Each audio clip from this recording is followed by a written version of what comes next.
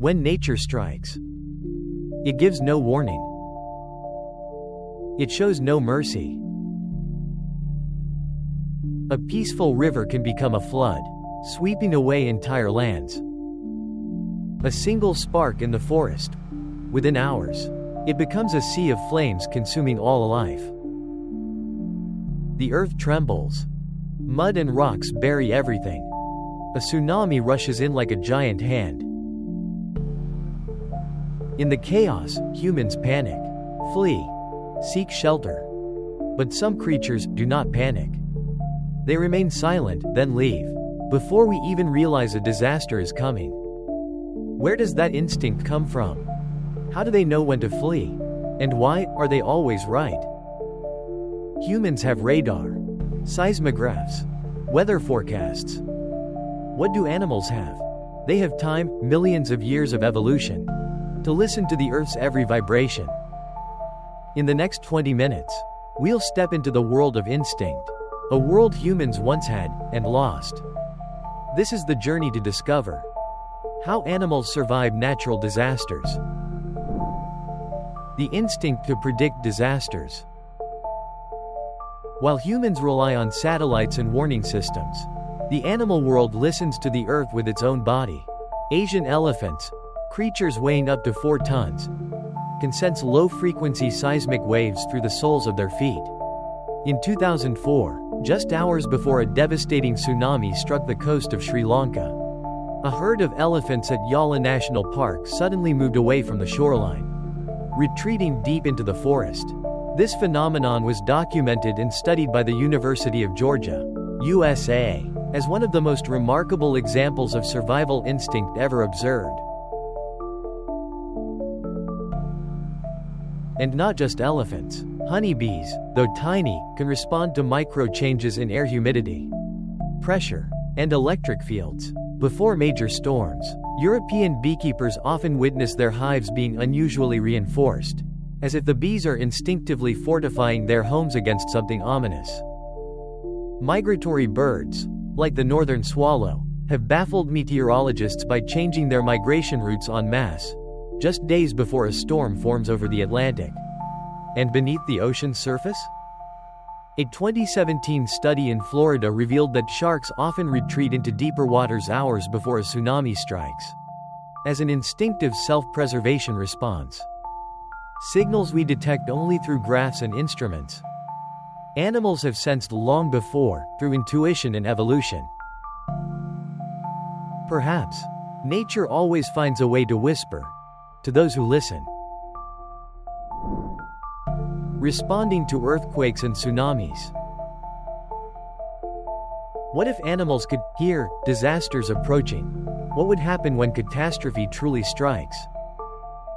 One of the most spectacular demonstrations of survival instinct occurred on December 26, 2004.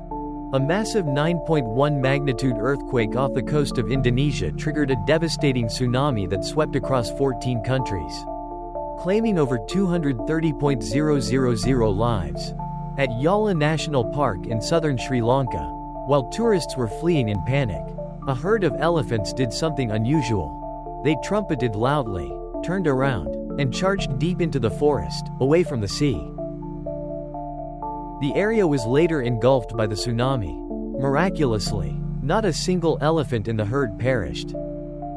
Biologists believe the elephants sensed ray waves, shallow ground vibrations that travel ahead of the seismic shock waves detected by human instruments. And it wasn't just elephants. On Simulu Island in Indonesia, locals tell stories of monkeys that suddenly climbed high cliffs just before the ground began to shake. Some villagers, having observed the animals, followed suit and survived. Sharks in the Pacific Ocean, according to 2011 observations by Japan's Marine Research Institute, changed course and swam hundreds of meters deeper just before the Tohoku tsunami struck the shore. But perhaps the most fascinating detail lies not in the panic, but in the orderliness of the animals' reactions. No chaos, no fighting. They moved with direction and purpose, as if trained for millennia. While humans waited for sirens to sound, many creatures had already left, silently, Precisely. Could it be that Earth spoke before it screamed? Wildfire and survival strategies. If earthquakes and tsunamis are sudden catastrophes, then wildfires are prolonged nightmares, smoldering, spreading, and uncontrollable. Within just a few hours, fire can consume an entire valley, wiping out the habitats of hundreds of species. Yet amid the inferno, not all creatures flee. Some have learned to disappear into stillness and survive. In North America, the short-footed hopping mouse knows how to burrow deep into moist humus beneath tree roots, a layer where heat can't reach immediately. In Australia, koalas climb trees with thicker bark and curl into a ball, avoiding toxic smoke, a strategy that relies on selecting trees less likely to ignite. And long-eared owls? Instead of flying wildly, they turn against the fire's wind direction, where the air still holds oxygen and contains less smoke. Most astonishing is the northern wood frog. When threatened by fire, it freezes itself, lowering body temperature and slowing its heartbeat to nearly zero. This state, known as suspended animation, allows it to endure extreme conditions and later awaken when the environment stabilizes. It's a rare biological mechanism, once studied by the University of Alaska, that has inspired new directions in artificial coma research. But survival isn't just about escape, it's about foresight. In California, woodpeckers have been observed relocating their nests to higher ground during dry seasons, a behavior recorded even before any visible signs of wildfire. In a world where every mistake can cost a life, survival isn't luck, it's strategy. Amid smoke and ash, some creatures choose to vanish at exactly the right moment.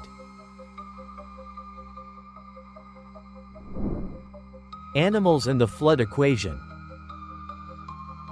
Water, the silent destroyer, doesn't erupt like a volcano, nor roar like wildfire. It simply rises quietly, steadily, inch by inch, meter by meter, until it consumes everything. Floods may not be the fastest disasters, but they are among the most persistent and far-reaching. And in this battle, elevation and instinct is often the difference between life and death. In the Himalayan foothills, the snow leopard, a predator known for silence, becomes a master of withdrawal. When heavy rains persist, it retreats from the valleys, climbing sheer cliffs beyond the reach of floodwaters. Dry paw prints on wet rock have confirmed this behavior to researchers in Nepal. Meanwhile, in Europe, the brown hare follows a different strategy. It doesn't run. It doesn't climb. It hides. Underground tunnels reaching depths of 2 meters, often linked by multiple exits, allow hares to escape rising waters and survive for days, sustained by roots and dry grass. Their burrows are sloped by nature, allowing water to drain, a form of deliberate evolutionary design. In the skies above, migratory birds like wild ducks or Canada geese don't scatter, they reform into V-shaped formations. This shape stabilizes them against turbulent wind, creates aerodynamic corridors, and conserves energy as they avoid air vortices stirred by the storm below. Floods spare no species, not even insects. Yet in a remarkable phenomenon observed in the Amazon, fire ants build living rafts, with their own bodies, floating with the current while shielding their larvae at the center. A behavior of strategy and sacrifice. In a world where the ground is no longer safe, knowing when to climb, when to hide, and when to float, becomes the key to survival. Because sometimes, to survive, instinct is not about resisting water. It's about moving with it.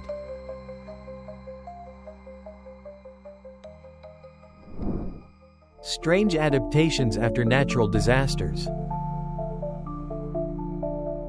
After the wrath, nature doesn't just leave destruction behind. It opens a new chapter of adaptation and reconstruction. For animals, surviving a natural disaster has never been the destination. It is the beginning of learning how to live again. In Kenya, after prolonged droughts, African elephants have altered their ancestral migration routes, some of which remained unchanged for centuries, in search of new water sources. Even passing through areas they once avoided. This behavior has been confirmed through GPS tracking data on matriarchs, monitored over 4 years by the African Wildlife Conservation Institute.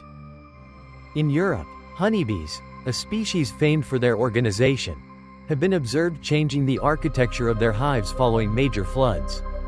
Instead of building horizontally, they began constructing vertical, elevated structures with better water resistance. This phenomenon was recorded by the French Entomology Center in 2016. Some species even change how they communicate. After storms destroyed vegetation cover, South American frogs began altering the frequency of their calls, a way to overcome acoustic interference in a disrupted soundscape.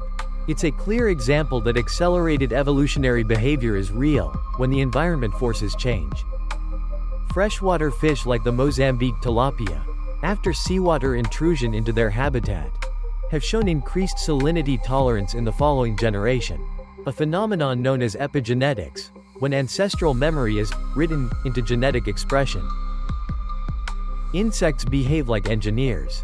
Tropical termites, after their mound was destroyed by storms, didn't flee. They began digging in spiral patterns, a structural form that helps stabilize temperature in moist soil. This tunneling design had never been observed before. All of these strategies, from movement, architecture, signal adjustment to physiological adaptation, are not random. They are ancient biological memories, awakened by chaos. In the animal world, every natural disaster is a fast-forwarded moment of evolution.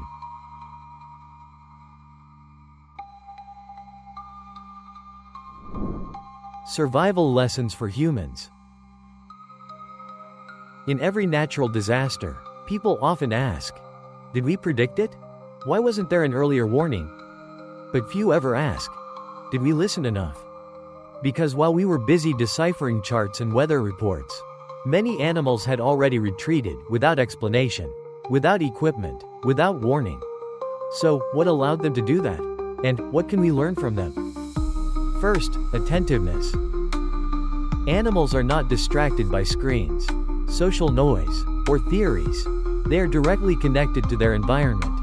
An unusual rustle in the leaves, a shift in the wind, a strange scent, all enough to change behavior. Second, decisive action without hesitation.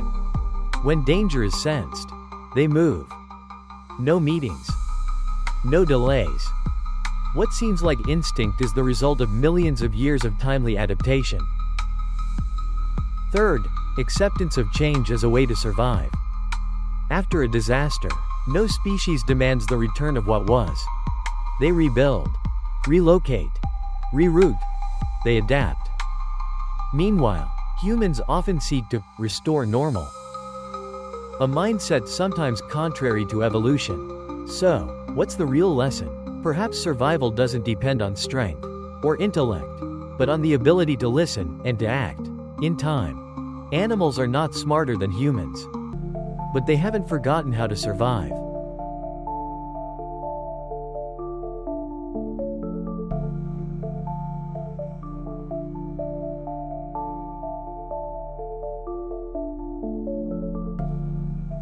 After the devastation, the smoke, and the loss, nature does not end. The forests will grow back. The rivers will change course. The cliffs will crack open, so that green sprouts can rise from within the fractures. And the animals, voiceless beings, will still follow the same cycle they've followed since Earth first formed. To adapt, to listen, and to live on. They do not ask why. They do not demand back what was lost. They do not curse fate. They simply continue, as if nothing has ever stopped their footsteps, their wings, or their flight. In an era where humans believe themselves to be the center, perhaps it's time we relearn the first lesson: how to survive without needing to dominate. Disasters will come again, for humans, and for all living things. But the difference lies here. One side resists nature, the other walks with it. And maybe Somewhere between instinct and awareness. The choice is ours.